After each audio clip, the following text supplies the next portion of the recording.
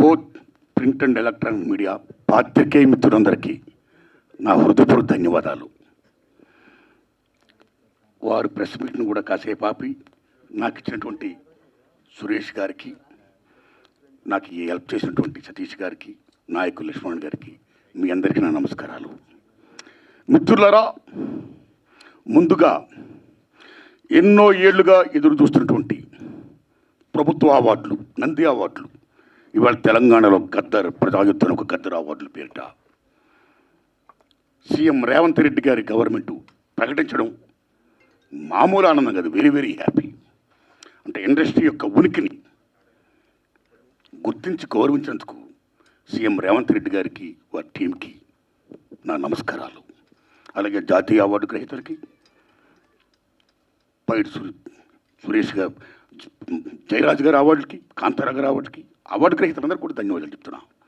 తెలంగాణ ప్రభుత్వం ఏ విధంగా అయితే గద్దర్ అవార్డులు ప్రకటించిందో, అలాగే ఎన్నో ఏళ్లుగా ఎదురు చూస్తున్నటువంటి నంది అవార్డులను కూడా మన చంద్రబాబు నాయుడు గారు అక్కడ ప్రకటించాలని నేను మనస్ఫూర్తిగా విజ్ఞప్తి చేస్తున్నా. ఇక ముఖ్యంగా నేను మీ పాత్రికేయ మిత్రులందరినీ ఎందుకు పిలిచానంటే, ఎందుకు విజ్ఞప్తి చేశానంటే, రీసెంట్గా ఇండస్ట్రీ మొత్తం పర్సంటేజ్ కావాలని మ్యాక్సిమం అబౌవ్ 80%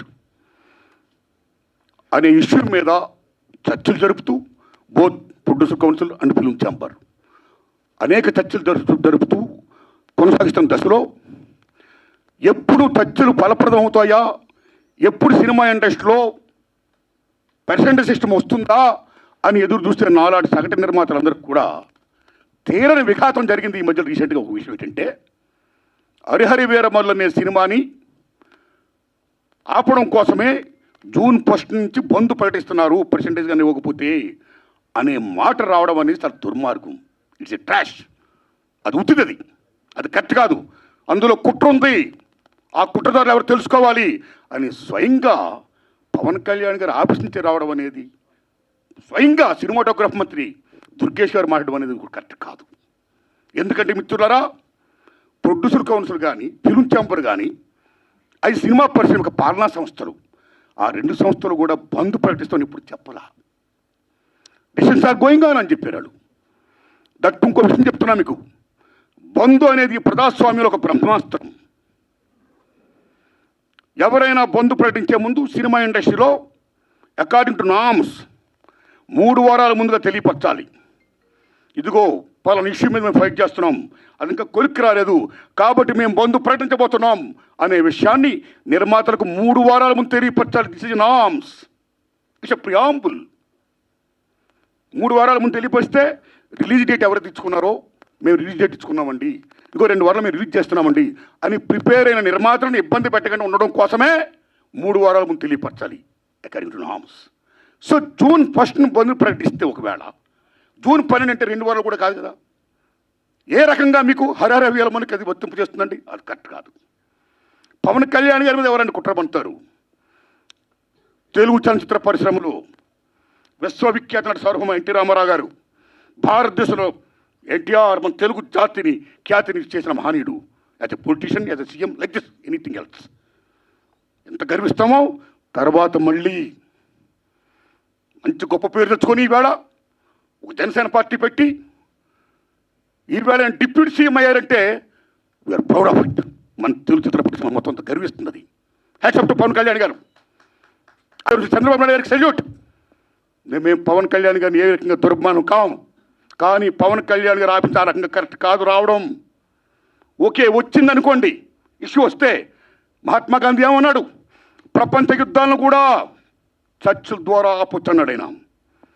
ఒక సీఎం, ఒక డిప్యూటీ సీఎంగా మీరు అక్కడ సీఎం చంద్రబాబు నాయుడు గారితో మాట్లాడి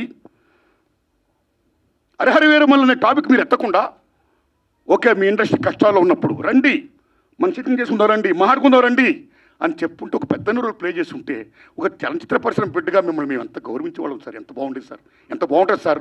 ఆ పని చేయండి సార్ పవన్ కళ్యాణ్ గారు. ఎందుకంటే పర్సంటేజ్ సిస్టమ్ వల్ల ఇండస్ట్రీ ఇవాళ చాలా మేలు జరుగుతుందండి. పర్సంటేజ్ సిస్టమ్ లేకపోవడం వల్ల ఇండస్ట్రీ సగటు నిర్మాత మొత్తం కొలాప్స్ అయిపోతున్నారండి ఇవాళ. మీరు నమ్మండి sir. Why? Because all malls, PVRs మొత్తం ఇలాంటివన్నీ వచ్చేసిన తర్వాత సింగిల్ థియేటర్స్ ఇవాళ ఉనికి లేకుండా పోతుందండి. తెలంగాణలో 500 ఉన్న సింగిల్ థియేటర్లు ఇవాళ 200 చిల్లరకు వచ్చేసాయి. ఆంధ్రప్రదేశ్లో 500 పైన ఉన్న సింగిల్ థియేటర్ 300 పైసలకు వచ్చాయి. సింగిల్ థియేటర్ లేకపోతే యొక్క ప్రేక్షకుల పరిస్థితి ఏమిటి?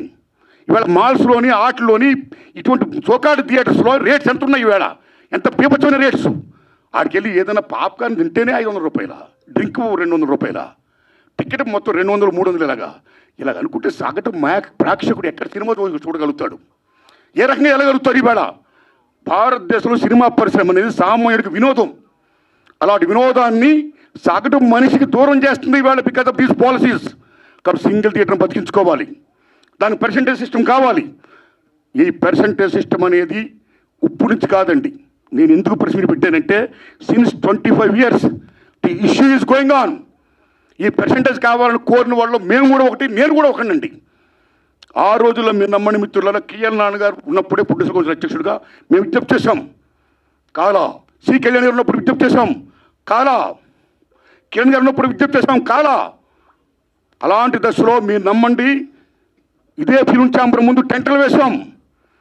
అక్కడ ఓ సురేందర్ రెడ్డి గారు, ఓ నట్టి కుమార్ గారు, ఓ మోహన్ గారు, ఓ బెక్కం వేణుగోపాల్ గారు, నేను ఇంకా అనేక మందిని ఈ ఉద్యమాలు చేస్తున్నప్పుడు ఆదిశేషవరరావు గారు, తమ్ముడు భరద్వాజ్ గారు, కేఎస్ రామారావు గారు, చంద్రబాబు శ్రీనివాసరావు గారు, అచ్చిరెడ్డి గారు, కృష్ణారెడ్డి గారు, పెద్ద మంది సంఘీభం ప్రకటించారు. ఎన్ని చేసినా ఏమీ కాల. వెళ్ళి స్వయంగా నేను వెళ్ళి రామారాయణ గారు రిక్వెస్ట్ చేశా, నారాయణ పర్సంటేజ్ సిస్టమ్ కావాలి, అది మంచిది. ఈ సిస్టమ్ ఉండకూడదు, రెండల్ సిస్టమ్ ఉండకూడదు. నేను సురేష్ బాబుతో మాట్లాడతాను, I am with you, I am with that moment అన్నాడు రామారాయణ గారు. మహానుభావుడు కీర్చేసి అయ్యారు. అది ఇప్పుడు తత్తులు ఫలప్రదం కాల. ఆ తర్వాత అల్లు అరవింద్ గారిని రిక్వెస్ట్ చేశాం. నారాయణమూర్తి అందరం కలిసి చర్చించుకున్న విషయం మీద ఏది మంచిగా చేద్దామన్నాడు ఆయన. కానీ మంచి అనే పర్సంటేజ్ జరగల. మళ్ళీ సునీల్ నారాయణ గారిని రిక్వెస్ట్ చేశాం. అందరూ ఏం చెప్తా అదే మేము చేస్తామన్నాడు ఆయన. కానీ ఇది మంచి జరగల, పర్సెంటేజ్ సిస్టమ్ ఇంప్లిమెంట్ కాలా. దిల్ రాజు గారిని రిక్వెస్ట్ చేశాం. నిజంగా దిల్ రాజు గారు నేను పర్సెంటేజ్ సిస్టమ్కి యాక్సెప్ట్ అన్నాడు ఆయన ఆర్టిస్టులు. కానీ ఫలప్రదం కాలా. ఆ టైంలో అప్పుడు ఇండస్ట్రీ పెద్ద మహానుభావుడు మా గురువు దాసనారాయణ ఇంట్లో మా గురువు గారు కేఎస్ రామారావు గారు, తమ్ముడు భరద్వాజ్ గారు, నేను, సి కళ్యాణ్ గారు అందరం మీట్ అయ్యాం. మీట్ అయిన తర్వాత VNR Nageswararao distributor from Telangana. Percentage system కావాలి, ఏ సిస్టమ్ కావాలి?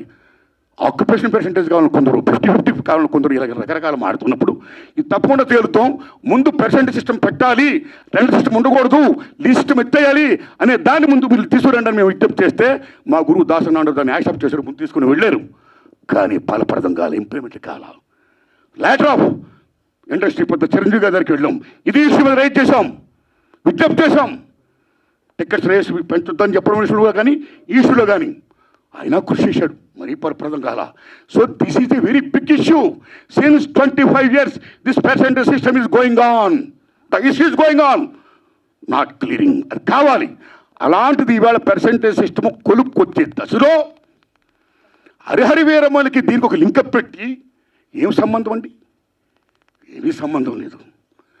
ఈ రకంగా దాన్ని ఇచ్చేస్తారని చెప్పి ఈ పర్సెంటేజ్ సిస్టమ్ అనే ఇష్యూని పక్క తోసేసేసి హరిహరి వీరమ్మను ఫోకస్ చేయడం అంటే ఎంత దూరం ఉండేది?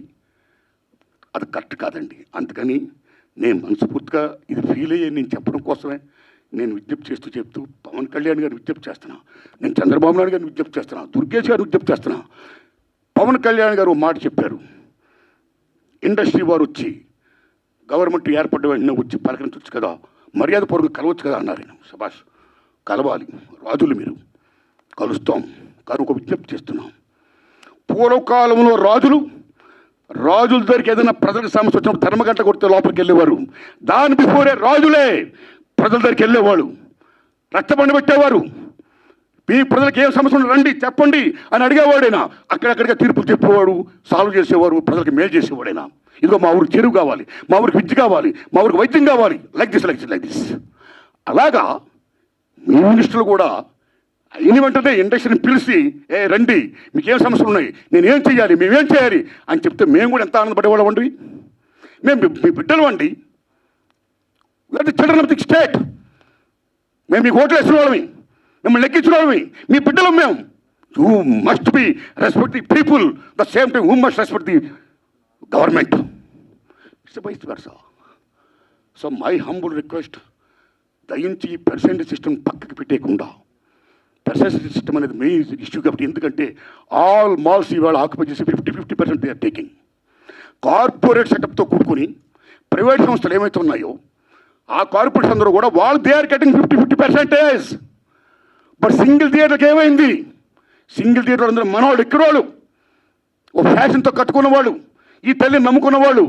సినిమా అంటేనే తల్లి తండ్రి నిర్మాత తీసేవాడు, చూసేవాడు, ప్రేక్షకుడు దేవుడు, ఇద్దరికి మధ్య సంధానంగా చూపించే తల్లి సినిమా, సినిమా హాల్ ఓ దేవాలయం. ఆ దేవాలయాలు బాగుండాలి. ఇవాళ ఎన్ని దేవాలయాలు కళ్యాణ మంటపాలు అయిపోతున్నాయి, ఎన్ని దేవాలయాలు మూసిపడిపోతున్నాయి. Because this system. కాబట్టి మల్టిపుల్ నేషన్స్, ఈ ప్రైవేట్ కంపెనీస్, ఈ కార్పొరేట్స్ అందరూ వచ్చేసిన తర్వాత చిన్న చేపని పెద్ద చేప, చిన్నమాయని పెద్దమాయని పెంగళ నాగేంద్ర మాయాబజార్ చెప్పినట్టు ఇవాళ they are occupying they like octopus. కాబట్టి చిన్న నిర్మాతని బతికించుకోవాలి, సింగిల్ థియేటర్ని బతికించుకోవాలి. The same time percentage system ఉంటేనే ఇద్దరు బాగుంటారు. కాబట్టి ఈ దశలో పవన్ కళ్యాణ్ గారు నేను విజ్ఞప్తి చేస్తున్నా, పర్సంటేజ్ సిస్టమ్ ఉంచండి సార్, దాన్ని ఫుల్ఫిల్ చేయించండి సార్. అది ఎలా చేస్తే బాగుంటుందో ఆలోచించి దానికోసం మీటింగ్ పెట్టి సక్సెస్ చేయించండి సార్. ఈ దశలో producer council and film chamber నేను విజ్ఞప్తి చేస్తున్నాం. ఆల్రెడీ మీరు విశాఖపట్నంలో మీటింగ్ అయ్యారు. ఏ మీటింగ్ చేసుకున్నా సరే 25,000 బట్టి రావణ కాష్టంలా కాలుతున్న ఏ పర్సెంటేజ్ సిస్టమ్ అయితే ఉందో దాన్ని మీరు మళ్ళీ పక్కకి దోసేయకుండా, ఏదేదో దాన్ని అడ్డం పెట్టి దాన్ని మళ్ళీ అడ్రస్ లేకుండా చేయకుండా ఆ పర్సెంటేజ్ సిస్టమ్ విషయంలో కొలిక్కొచ్చి ఇంప్లిమెంట్ చేసి సగటు నిర్మాతను బ్రతికించండి. అప్పుడే మా సినిమాలు చూస్తారు జనం, లేకపోతే ఓటీలు చూస్తారండి. ఇవాళ మాలా జనం రావాలి. జనం రావాలంటే బడుగు బలహీన వర్గాలు రావాలంటే ఎక్కడ వస్తారండి? వాళ్ళ కొద్ది డబ్బులు పెట్టి ద కాంట్ కమ్. ఆ ఓటీలు వస్తుంది చూద్దాంలే. ఎన్ని సినిమాలు ఇవాళ బాగా ఆడుతున్నాయండి? పర్సెంటేజ్ సిస్టమ్ ఎంత తగ్గిపోయిందండి. కాబట్టి సినిమా పథకాలను, సగటు నిర్మాత పథకాలను 80% ఆఫ్ ఇండస్ట్రీ పథకాలను మనుగడ ఉండాలి. సరే, పర్సెంటేజ్ సిస్టమ్ కావాలి. ఆ సిస్టమ్ కోసం పెద్దలందరూ కృషి చేయాలి. Film chamber and producer council ఆ విషయంలో నిర్ణయం తీసుకోవాలి. గవర్నమెంట్ మనం కలాలి. కాబట్టి అపాయింట్మెంట్ అంతగా ఆనందం పెట్టండి. మీరు వెళ్ళండి, కలవండి, మన డిమాండ్స్ చెప్పండి, పర్సెంటేజ్ సిస్టమ్ కావాలి, ఇంప్లిమెంట్ చేయండి అని విజ్ఞప్తి చేయండి. అదే నా విజ్ఞప్తిగా భావిస్తూ ఇక రేట్లు మాటది వచ్చిందా? Thank you. మైక్ రాలేదంటే ఇంకా ఈ రేట్ల విషయం మాట్లాడేసి నేను నిన్న పని చూసుకుంటానని మిమ్మల్ని డిస్టర్బ్ చేయనండి. సురేష్ అన్న, రేట్లు చాలా ఇంపార్టెంట్ అండి. మీరు నమ్మండి, భారతదేశంలో 1961 తర్వాత థియేటర్లో ఏ రేట్లు పెట్టాలి, ఎలా పెట్టాలి, భారతీయుల యొక్క తలసరి ఆదాయాన్ని బట్టి, జీవన ప్రమాణాలను బట్టి రేట్లు నిర్ణయించినప్పుడు గవర్నమెంట్ ఒక కమిటీని వేసి ఓ నేల, ఓ బెంచి, ఓ కుర్చీ, ఓ బాల్కనీలై తరగతులు సృష్టించింది. ఈవేళ నేల లేదు, బెంచీ లేదు, ఒకటే క్లాసు లేకపోతే 2 క్లాసులు, మొత్తం థియేటర్స్ మొత్తం ఆ రకంగా చేసేసారు. ఓకే, ఇక రేట్లు అనేది ఏమవుతున్నాయో సిస్టమ్ ప్రకారం గవర్నమెంట్ ఏదైనా ఒక రేటు పెడితే ఆ రేట్ని అందరూ కూడా హానర్ చేయాలి. అలాగ హానర్ చేయకుండా ఈ మధ్య కాలంలో చాలామంది భారీ చిత్రాలు తీసే నిర్మాతలు వాళ్ళు ఓ వేల కోట్లు పెడుతున్నారు. ఓకే, హ్యాట్సప్, సెల్యూట్, కేపబిలిటీ ఉంది, పెడుతున్నారు, మనం గర్విస్తున్నాం, సంతోషమే. కానీ అలా పెట్టే నిర్మాతలు చాలామంది ఏం చేస్తున్నారంటే, మా సినిమాకి చాలా ఖర్చు అయిపోయింది కాబట్టి రిలీజ్ ముందు రేట్లు ఎక్కువ పెంచితే మేము సేఫ్ అవుతాం అని ఒకటి పెట్టడం వల్ల, నిజం చెప్పండి తమ్ముళ్ళారు, మీరు నిజం చెప్తున్న ప్రేంగా, ఆ రకంగా పెట్టడం వల్ల, దానికి గవర్నమెంట్ యాక్సెప్ట్ చేయడం వల్ల మామూలు హారం జరగట్లా సగటు చిత్రానికి. అలాగే ప్రేక్షకులకు డబ్బు ఎంతమంది దగ్గర ఉంటుందండి? పేదవాడికి సినిమా కూడా ఉంటుంది, డబ్బు ఉన్నవాడికి సినిమా కూడా ఉంటుంది. డబ్బు ఉన్నవాళ్ళు హ్యాపీగా చూడగలుగుతారు, పేదవాళ్ళు ఎక్కడ చూస్తారండి? అప్పు సప్పులు చేసి మరీ చూస్తారండి. ఇంత రేట్లు పెంచిస్తే పాప్కార్న్, బీభత్సం రేట్లు చూస్తే కనీసం 1000 రూపాయలు 1500 ఉంటేనే కానీ వేళ సినిమా చూడలేకపోతున్నాడండి. సో సగటు ప్రేక్షకుడికి వినోదం అనేది చాలా చౌకగా వచ్చే సినిమా ఈవేళ కాస్ట్ అయిపోతే ఈ రేట్లు పెట్టడం వల్ల అదేం ధర్మం అండి? ఇదేం సంక్షేమ రాజ్యం అండి? What are respecting the system of the government. ఒక రేట్లు పెడితే ఎవరికైనా రేట్లు అలాగే హానర్ చేయాలి. వై? బికాస్ మీరు భారీ బడ్జెట్లు పెడుతున్నారు, పెట్టుకోండి. మీరు గొప్పగా తీస్తున్నారు, తీయండి, మేము గర్విస్తున్నాం. ప్రేక్షకుడికి ఎన్ని ఎందుకంటే సినిమా బాగుందో లేదా, దట్స్ ఆల్. సినిమా బాగుంటే చూస్తాడు, చూడడం. రేట్లు పెట్టడం పెట్టకపోవడం అనేది అది మీ ఇంట్రెస్ట్ పడి ఉంటుంది. భారీ సినిమాలు తీస్తున్నారు, ఓకే, సెల్యూట్. దాన్ని వాళ్ళ మీద రుద్దకూడదు. బాగుంటే ఆ డబ్బులు వాళ్ళు ఏం పెడుతున్నారు, ఆ డబ్బుతో మీరు కోట్లు సంపాదించవచ్చు.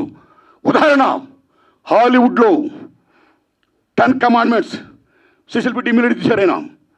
మామూలు బడ్జెట్ కాదు, వేలాది కోట్ల సినిమా పెట్టి తీశాడు ఆయన. అండ్ బెన్హార్ వేలాది కోట్లు పెట్టి తీశారు ఆ సినిమాలు. మీరు నమ్మండి, 2 సినిమాలు కూడా బీభత్సమైన hits. And gone with the wind. ఆ సినిమాలకి ఆ రోజుల్లోనూ కోట్లు ఖర్చు అయితే మళ్ళా కోట్లు చేసి మీరు నమ్ముతారా తమ్ముళ్ళారా, గూడ్స్ బళ్ళల్లో డబ్బులు తీసుకొని వెళ్ళేవారు. అదే రేట్లు. మేము 10 కమాండ్మెంట్ తీసాం, మేము బెన్హార్ తీసాం, చాలా ఖర్చు పెట్టాం, కాబట్టి రేట్లు పెంచండి అని అడగలా.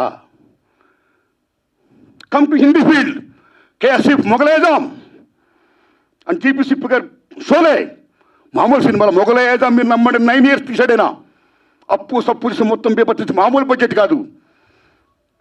ఆ సినిమా రిలీజ్ అయ్యే ముందు నేను చాలా అప్పు సప్పులు అయిపోయాను, 9 years పట్టింది, చాలా కోట్లు పెట్టేశాను, నాకు రేట్లు పెంచండి అని కేఎస్ఎఫ్ గారు అడగలా. సిస్టమ్, ఈ రెస్పెక్టెడ్ సిస్టమ్. ఏం రేట్లు ఆ రేట్లో సినిమా రిలీజ్ చేశాడైనా. మీరు నమ్మండి, సినిమా బీభత్సమైన హిట్. నమ్ముతారా తమ్ముళ్ళరా. Ben Hur and 10 commandments.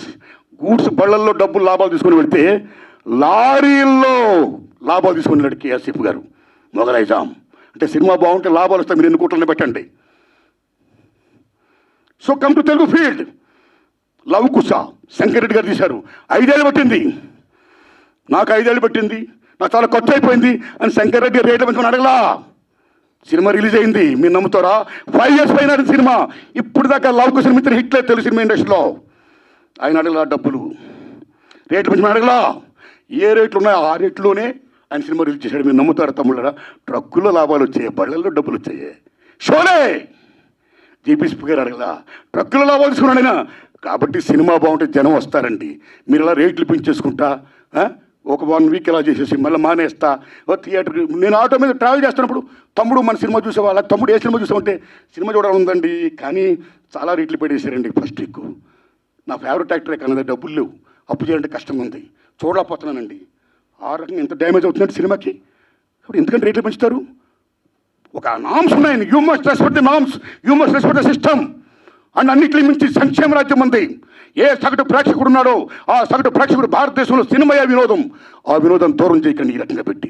So this is ఒక మాల్ ప్రాక్టీస్. ఒక రకంగా చెప్పాలంటే దిస్ ఈజ్ మేము నమ్మని తమ్ముళ్ళరా, ఈ భారీ చిత్రాలు చేస్తున్న నిర్మాతలు, government is doing a black marketing in the name of raising the rates.